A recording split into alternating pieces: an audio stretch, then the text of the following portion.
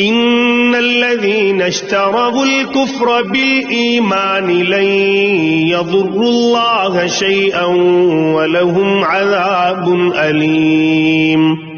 جن لوگوں نے ایمان کے بدلے کفر کو مول لے لیا ہے وہ اللہ کو ہرگز ذرا بھی نقصان نہیں پہنچا سکتے اور ان کے لیے ایک دکھ دینے والا عذاب تیار ہے.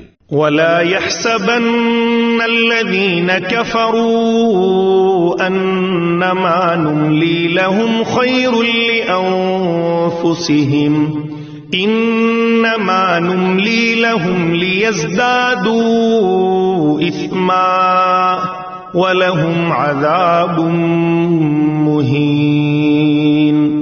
اور جن لوگوں نے کفر اپنا لیا ہے وہ ہرگز یہ نہ سمجھیں کہ ہم انہیں جو ڈھیل دے رہے ہیں وہ ان کے لیے کوئی اچھی بات ہے. حقیقت یہ ہے کہ ہم تو انہیں صرف اس لیے ڈھیل دے رہے ہیں تاکہ وہ گناہ میں اور آگے بڑھ جائیں، اور آخر کار ان کے لیے ایسا عذاب ہوگا جو انہیں ذلیل کر کے رکھ دے گا.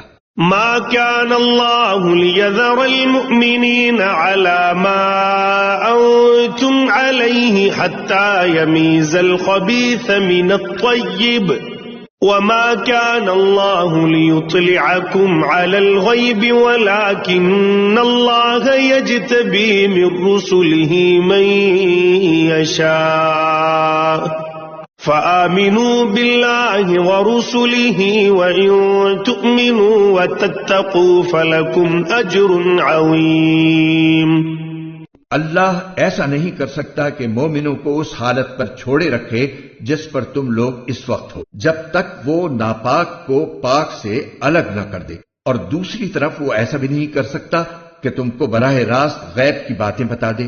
ہاں، وہ جتنا بتانا مناسب سمجھتا ہے اس کے لیے اپنے پیغمبروں میں سے جس کو چاہتا ہے چن لیتا ہے. لہذا تم اللہ اور اس کے رسولوں پر ایمان رکھو، اور اگر ایمان رکھو گے اور تقوی اختیار کرو گے تو زبردست ثواب کے مستحق ہوگے.